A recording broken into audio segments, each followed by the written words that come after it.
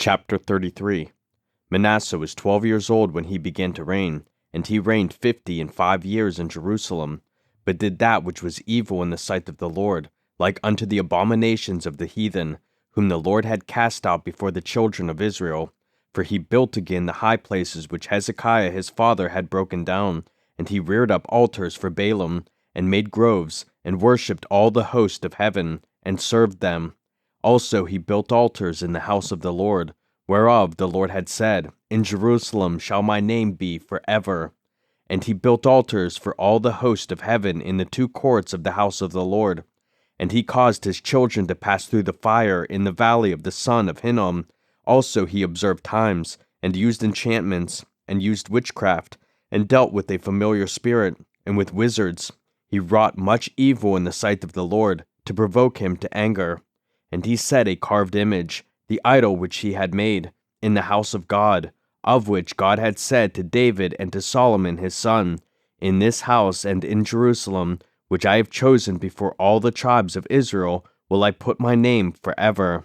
Neither will I any more remove the foot of Israel from out of the land which I have appointed for your fathers, so that they will take heed to do all that I have commanded them, according to the whole law and the statutes and the ordinances by the hand of Moses. So Manasseh made Judah and the inhabitants of Jerusalem to err, and to do worse than the heathen, whom the Lord had destroyed before the children of Israel. And the Lord spake to Manasseh and to his people, but they would not hearken. Wherefore the Lord brought upon them the captains of the host of the king of Assyria, which took Manasseh among the thorns, and bound him with fetters, and carried him to Babylon.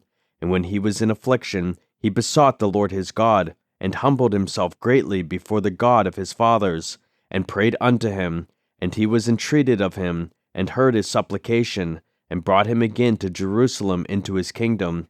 Then Manasseh knew that the Lord he was God. Now after this he built a wall without the city of David, on the west side of Gihon, in the valley, even to the entering in at the fish gate, and compassed about Ophel, and raised it up a very great height, and put captains of war in all the fenced cities of Judah.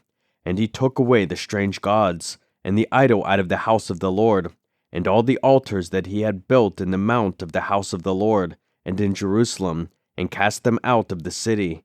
And he repaired the altar of the Lord, and sacrificed thereon peace offerings and thank offerings, and commanded Judah to serve the Lord God of Israel. Nevertheless the people did sacrifice still in the high places, yet unto the Lord their God only.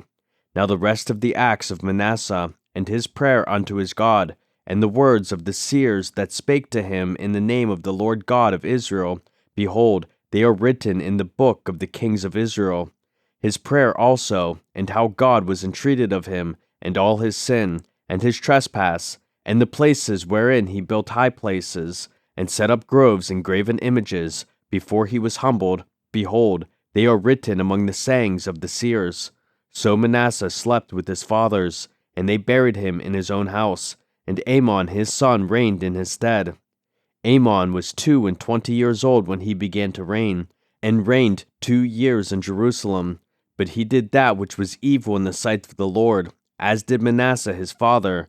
For Amon sacrificed unto all the carved images which Manasseh his father had made, and served them, and humbled not himself before the Lord, as Manasseh his father had humbled himself. But Amon trespassed more, and his servants conspired against him, and slew him in his own house. But the people of the land slew all them that had conspired against King Amon, and the people of the land made Josiah his son king in his stead.